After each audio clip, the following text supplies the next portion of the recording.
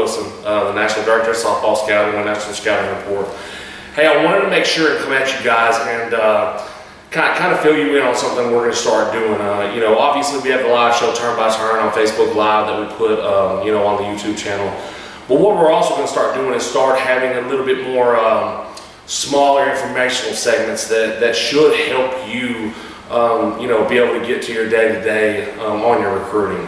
Obviously, if you're an NSR prospect that's watching, you don't necessarily have to worry about you just text your scout. But for those of you that aren't NSR prospects, I still don't, I don't like the idea of y'all, stressing. The recruiting process is supposed to be fun. It's supposed to be exciting. It's supposed to be exhilarating. But too many girls are freaking out about too many things, and they're just starting to overstress and overthink. Starting that off today,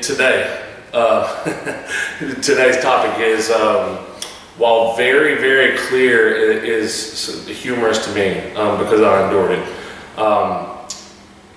So I get home from camp, and I'm in the office, and I'm on the phone with Coach. And those of y'all that don't know my wife, the wife is, she's a go-getter. And some of the things that, as a man, as the man of the household, I should love doing, I don't, and she does. The simple thing that, I love being outside, but I hate mowing, I hate weed eating, especially now with the new house, more acreage. I'm not a huge fan. The wife, it's almost like therapy. She loves going out there, loves mowing, loves relaxing, taking her time, her earphones on with the music on, but do not disturb. It's her thing. Not too long ago, we got a, big bad boy mower, that, has all the bells and whistles and everything, and, it's her thing. Back to the story, I'm talking to a coach, and mid conversation, my wife, all of a sudden comes into the office, opens up the door, shuts it, and she's got black stuff all down her neck, black stuff all down her arm, and she has this look. And my first thoughts, those guys that y'all that are watching it, y'all know exactly where I'm coming from. It clicks in your head like, oh man, did I forget something? What did I do? Oh man.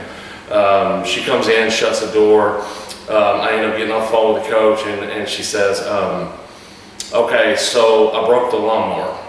And so of course I laugh, because I'm thinking, it wouldn't be the first time that, she says, I did this, and I go in and, babe, there's a switch right here that goes on and off. Don't kill me. As she gets to explain it, she says, well, the wheels fell off. And, as I go to step outside, I'm like, you gotta show me this. I go, and the front yard looks good, the side looks good. She's got a majority, and I go to the side of the house. She wasn't kidding. This mower, this big bad boy mower that we had just bought a couple of months ago, probably doesn't have that many miles on it.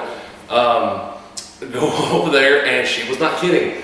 The wheel, the front left wheel, is literally 20 yards, or 20 feet from the mower.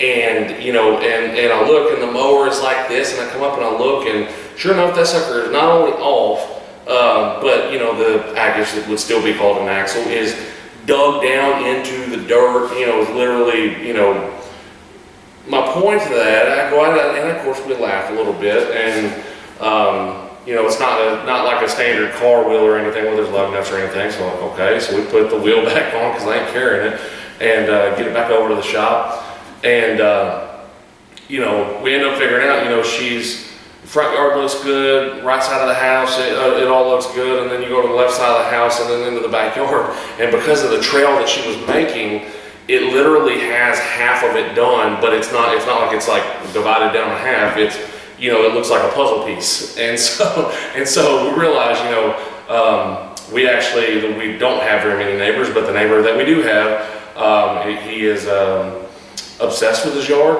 Great guy, obsessed with his yard. The kind of guy that goes outside with scissors to, trim that one weed that's over in the left corner. And he's talked to us about different types of nutrients we need to have on our yard. He's that guy. I'm not that guy. So we know that we can't leave the backyard and half of the side undone or incomplete because we know 7 a.m. in the morning we'll get a knock on the door. So we end up, of course, we think about it for a second, what are we going to do? And so of course we end up calling my father-in-law, and he brings over, his, big heavy-duty mower and ends up, knocking it out for us. He's one of those guys that doesn't want you using his mower because he's very particular about his equipment. But he ends up knocking it out for us and doing it himself, so that everything was complete. Luckily, it's not summertime where the grass is growing every other day and stuff like that. So, we know that we've got a little bit of time there. And we get done and we have a good little laugh at it, and we're sitting there and my wife said, after doing all that and I was sitting there and I couldn't figure out what exactly I did wrong, all she was doing was turning a corner. It shouldn't have happened, but machines are meant to mess up, and anytime there's something being built, that means that there's pieces, which means there's a possibility one piece isn't put together. My point to that, and my point to that whole story is this: when the wheel fell off, we both could have very easily said, you know what, forget it, that mower is going to rust out in the yard, we're done with the grass. The neighbor is going to learn to hate us. No HOA, but might as well with a neighbor like that. But my point to that is mowing the lawn and a wheel coming off is no different than you girls going through the recruiting process right now. What I started thinking about later on in the day is how many kids I end up seeing and end up going to talk to, and when a wheel falls off, they automatically jump ship. When they have been to the same camp 10 times, or honestly, realistically, has been to the same camp 2 or 3 times, 4 times, and the coach gives them the same response: hey, make sure you send me your schedule, and hey, make sure you're sending me email updates. And they misinterpret some of that as interest, and after a little bit of time, well, then they think, okay, well, this coach, I've been, and nothing's happened, so I need to be more realistic and readjust my sights. And so what happens is all of a sudden you have this kid who is completely D1 capable or completely D2 capable, all of a sudden, drop her expectations. And then nothing against, any division. Finding the right fit is the key. But even to the point of, one of the kids that I talked to yesterday, phenomenal stud, flat out stud, but the kid, really likes this NAI program down the road, and she's been to the camp over and over and over, and he hasn't pulled the trigger. And I know for a fact that kid is a bubble kid. She could play the small D1 and some of the top D2s.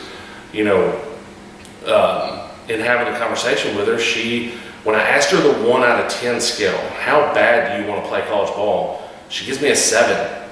And I'm almost kind of flabbergasted. And after talking to mom and dad, I figure out, okay, they're not sure where this is coming from either. And then she breaks it down.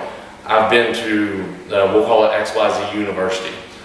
I've been to XYZ University 6 times, and he hasn't invited me on a visit, hasn't made an offer. I just figured, that if I was good enough to get recruited, it would happen. And so I end up, talking to the kid a little bit, ask her if she trusts me, ask her, I start working with the kid. 2 phone calls later from coaches, the kid had a small boat, didn't want to go far from home. But 2 phone calls to 2 other coaches with a couple of other things. Next thing you know, she's on the phone with them. After I send her the stuff, she's on the phone with them, and they make offers. And the kid calls me just tearing up, bawling, you were right, this, that, and the other, and it all of a sudden, of course, that kind of stuff, it hits you on the heart a little bit, and, a little tear jerk. But it also makes me realize, I think that is probably one of the biggest things I see coast to coast, is when a wheel falls off, abandoning ship or modifying, or abandoning the ship instead of modifying the approach. If you are dead set, let's say you are a Power 5 level kid, but you were dead set on this one school, you might not be that college coach's type. You might not be his type of player. You may not fit his type of program. You may not fit his type of school. He may be done with your graduation year in your position. Regardless, the point is, just because he says no, doesn't mean that the other schools in their conference are going to say no. Doesn't mean that other schools that are at the same level are going to say no. Every kid, and I use Power 5 as an example because I see it more often that way because there's more of a trickle-down opportunity. Every kid that I have playing in Power 5 right now originally had a couple of other schools that were at the top of their list. But they understood that college softball recruiting is a business. And they understood not to take it personal when the college coach says something like that. And when the coach says, hey, I see why you sent her, she's talented, but she's just not what I'm looking for. Or the other coach says, hey, I'm actually done with her class. They didn't, they took the lump on the chin, but at the same time they saw it as productive and they washed their hands of it and moved on to the others. And so my point to that is this: just because a wheel falls off doesn't mean that you should totally jump ship.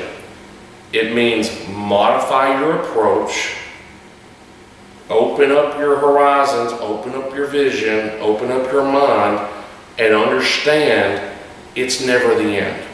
There are 1,669 college softball programs out there. Within what's inside of your bubble, your regionally accepted distance from home, there are multiple opportunities no matter who you are and where you live. So just because one coach doesn't like you doesn't mean that there's not still another opportunity out there. Just like the wheel falling off the lawnmower, that wasn't the only lawnmower that was ever built, and that coach that told you no, that's not the end of the road for you either.